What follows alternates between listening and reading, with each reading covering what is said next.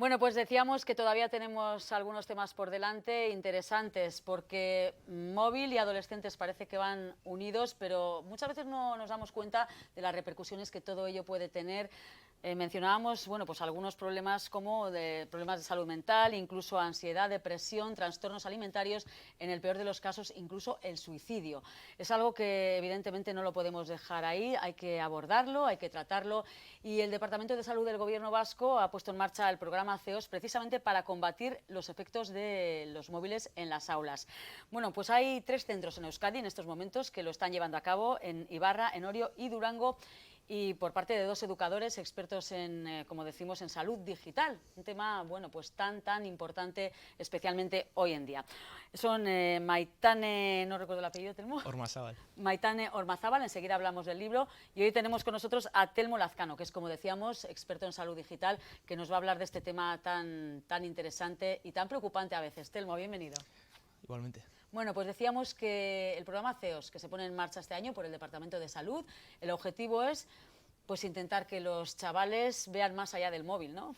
Sí, y bueno, entender que esto nos implica a todos, ¿no? A toda la comunidad educativa, es decir, a las familias, a los profesores y, como no, a los alumnos. Muchas veces decimos, sí que es verdad que los adolescentes no dejan el móvil, pero es que no son solo los adolescentes. Muchas veces yo en casa les estoy echando la bronca, pero claro, el móvil nos acompaña en el día a día, es que es algo con lo que...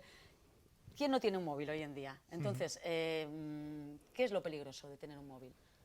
Pues hay que ver diferentes aspectos, ¿no? Vamos a decir que esta temática es un poco poliédrica en ese sentido y hay que afinar mucho de qué estamos hablando. No es lo mismo hablar de un adulto que lo usa para trabajar, no es lo mismo hablar sobre un adolescente que construye en base a ello, en gran medida, su autoestima, valores e identidad, ¿no? Entonces, los problemas son varios, en diferentes niveles y preocupantes. En salud digital entiendo que abarcamos redes sociales, todo tipo de redes sociales, ¿no? Mensajería, un poco de todo.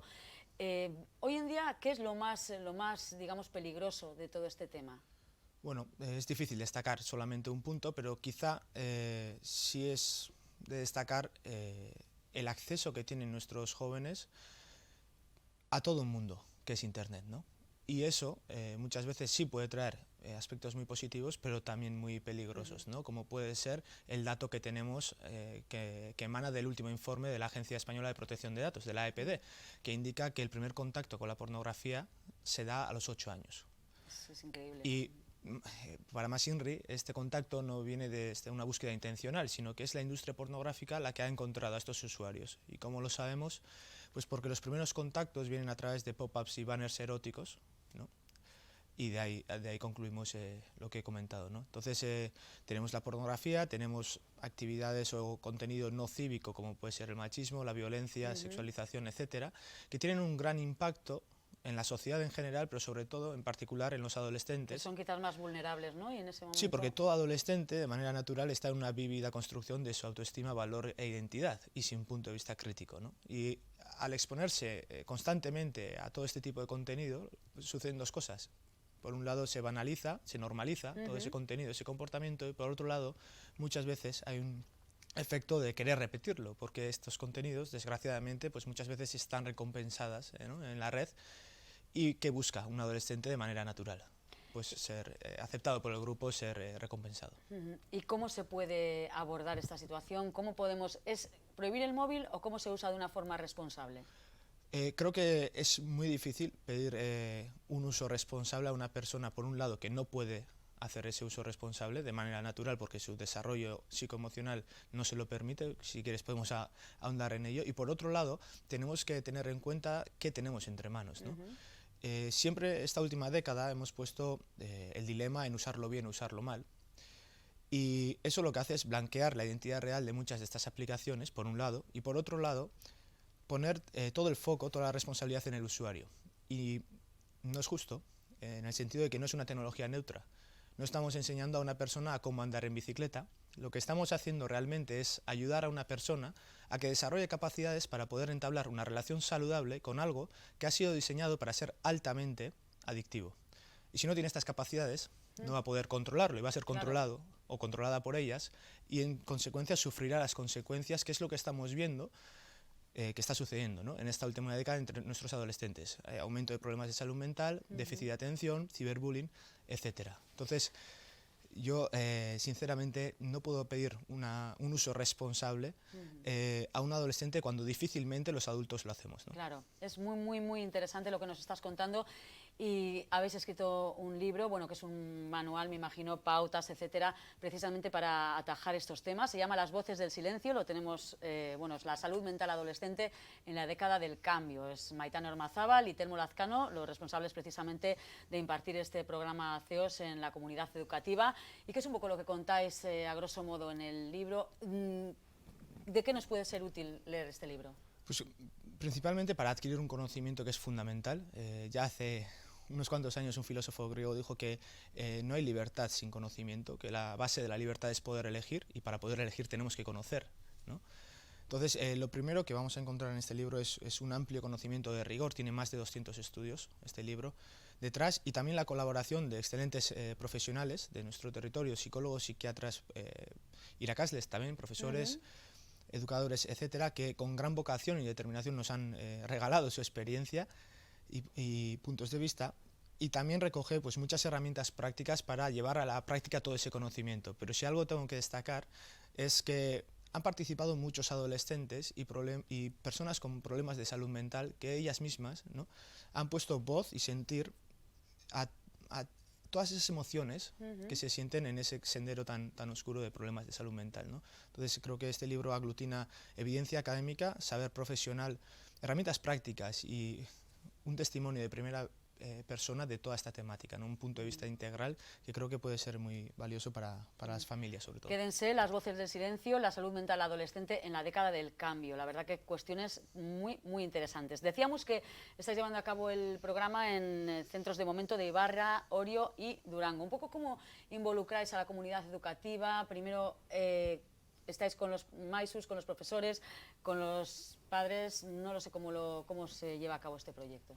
Pues actuamos en toda la comunidad educativa, pero sí es verdad que priorizamos empoderar a las familias, ¿no?, después a los profesores, y luego ya trabajamos directamente con los alumnos y las alumnas del centro en concreto. ¿Por qué en este orden? Porque nosotros podemos estar 2 o 4 horas con los alumnos, pero quienes realmente están regando esa planta que está creciendo, claro, son los profesores y sobre todo las familias. Entonces el cambio estructural vendrá de un buen hacer de estos actores, ¿no?, de las familias y de los profesores. Una buena educación es fundamental. No solamente sirve retrasar la edad, sino también hay que educar. Y en ello pues intentamos instruir a las familias y a los profesores lo mejor posible. Me comentabas hace un momento que has dicho, igual ahondamos un poco en este tema, bueno, las consecuencias terribles que tiene esto, pero no solamente decimos salud mental, pero es que salud mental, bueno, pues empaca un montón de cuestiones, ¿no? Estábamos hablando de trastornos alimentarios, de autolesiones, que, bueno, pues es una cosa que tristemente está a la orden del día. Autolesiones o, en el último de los casos, incluso suicidios, ¿no? ¿Cómo puede una persona adolescente y vulnerable filtrar estas cosas para que no se llegue a esos extremos? Pues es muy difícil, y de hecho vamos a decir, una de las repercusiones mayores viene de ahí, ¿no?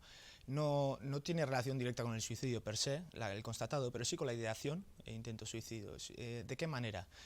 Pues de dos maneras. Una es la directa, porque fomenta problemas de salud mental, y violencia, que es, por ejemplo, el ciberbullying, una de las causas asociadas de mayor repercusión detrás de los intentos de suicidio entre menores. Entonces tiene una afectación directa en ese sentido, ¿no?, porque fomenta, vamos a decir, dos causas relacionadas estrechamente con los intentos de suicidio o ideación suicida. Pero por otro lado tenemos que ver cómo afecta de manera indirecta, y es que afecta o atenta directamente contra los 4 puntos que propone la OMS en prevención de suicidio, que es, por un lado, tener conocimiento y acceso a medicamentos letales. Hablando con un psicólogo experto en suicidio infanto-juvenil, me comentaba que hace 10 años iban con un sobredosis de valeriana al hospital. A día de hoy conocen y pueden acceder a medicamentos más letales en ese sentido. Segundo, y muy importante, es el efecto Weather. Cuando se acontece, desgraciadamente, ¿no?, un suicidio, la manera que se divulga ese hecho tiene mucha importancia. Es decir, si una persona, vamos a decir, se suicida y el medio de comunicación o la red social comunica ese hecho de manera, por ejemplo, se ha suicidado porque ha sufrido un ciberbullying o un bullying, una Hace persona... efecto eco, a lo mejor cadena o así. ¿Puede Sí, ser? es el efecto Weather, el efecto llamada, ¿no? Una persona que está sufriendo ciberbullying puede, ¿no?, interpretar que el suicidio es una solución, cuando el mensaje tiene que ser justamente el contrario, nunca es la solución el suicidio, y si estoy sufriendo un ciberbullying, tengo este teléfono a cual acudir. Entonces, vamos a decir, esa divulgación en la red va sin filtro. El efecto Weather en la red es incontrolable. A su vez, posterga el pedir ayuda a un profesional. Intentamos buscar ayuda en internet, encontramos grupos muchas veces pro suicidio que retroalimenta mi malestar, ¿no? Y retrasa el pedir ayuda. Y por último, pues me quita herramientas para lidiar con mis emociones. Muchas veces cuando me encuentro mal me intento anestesiar, ¿no?, estas emociones, intento anestesiarlas con el teléfono móvil en vez de desarrollar esa capacidad emocional, ¿no? Pues nosotros como medio de comunicación también tenemos una parte de responsabilidad que muchas veces se nos plantea, ¿no?, con estos casos, y bueno, para ello también hay un código ético y luego está la ética de cada persona, ¿no?, que son temas muy delicados de luego a tener en cuenta. Y para todas las personas, los aitas, las amas que nos estén viendo, que desconocen esta labor que estáis haciendo o que desconocían un poco, bueno, tenéis un correo electrónico que es ceosprograma con Z, muy importante, ceosprograma@gmail.com. ¿Y cómo pueden contactar además con vosotros? Aparte, quiero decir, primera toma de contacto, ¿cuál es un poco el camino por el que les vais a llevar luego? Sí, bueno, a partir del curso que viene, este programa se va a llevar a cabo a través de los ayuntamientos principalmente, aunque cualquier colegio que esté interesado también se puede poner en contacto, y como bien has comentado, pues escribir un correo a ceosprograma. Sí, tenemos ahí además la dirección de correo. @gmail.com. Y ahí nos pondremos en contacto pues con cualquier persona que esté interesada. Sí. Pues es una cuestión, la verdad, que toca muy de cerca porque bueno, pues, es increíble el acceso que hay a los móviles, a las redes sociales, y es que es increíble porque vas por la calle y solo vemos mayores y jóvenes, pero quizás pues lo que dices tú, ¿no?, las personas jóvenes son más vulnerables, tienen mayor riesgo, mayor peligro, y la labor que hacéis pues es muy importante. No sé si nos dejamos algo importante. Sí, bueno, poner un poco de luz a todo esto, ya se está viendo, ¿no?, cambios muy importantes en este sentido. Tenemos los grupos de Altxaburua en Vizcaya, en Guipúzcoa, localidades con el 80% de los adolescentes de 12 años sin teléfono móvil, como es el caso de Ondarroa, en Zarauz, en un colegio, el 90% de... ¿Cómo han respondido los alumnos cuando les decís una semana sin móvil, creo que es, o cuánto es? Sí, así es. ¿Y cómo responden ellos? Esta propuesta viene después de un trabajo previo de concienciación y conocimiento, y muchos pues la han cogido de buena gana. Si es verdad que los primeros 3 días han desarrollado síntomas de abstinencia muy claros, como puede ser problemas de conciliar el sueño, comer más de lo normal, pues al final es muy similar a una adicción de otro tipo, pero después del tercer o cuarto día prácticamente más del 80% ha indicado que se sentía más feliz, más libre, que conectaba más con las personas y con las cosas que hacía, que dormía mejor y atendía más en clase, ¿no? Es al final lo que tenemos en la evidencia académica, claro, se plasma. Es que no tiene que empañar sin duda las relaciones humanas, que es lo importante, que no, bueno, pues no podemos obviar que el móvil está ahí, que lo tenemos hoy en día, que tenemos el acceso a redes y que es algo que no va a desaparecer, pero sí que hay que hacer, pues, hombre, un uso responsable, pues es difícil. Quizás es mejor concienciarse, decir, tengo vida más allá de esto, mis amigos, jugar al fútbol, jugar al, no sé, y esto pues no, todo en exceso es malo, pero mucho más estas cuestiones y sobre todo a las personas, ¿no?, a las que nos estamos dirigiendo. Muchísimas gracias, Telmo Lazcano, ya estoy con tanto nombre, Telmo Lazcano, educador y bueno, pues experto en salud digital. Es un tema muy importante y gracias por desarrollar esa labor, el programa CEOS y todas estas cuestiones que abarca, en este caso, el libro Las voces del silencio, en el que seguro se puede aprender muchísimo. Muchas gracias. A vosotras. Bueno, pues continuamos después de este tema tan interesante con otras cuestiones. Ahora vamos a banalizar un poco porque tenemos unas cositas, bueno, pues más... Ya verán, no os lo voy a contar nada. Pero enseguida vamos con cosas que nos van a gustar mucho. En nada, en unos minutos.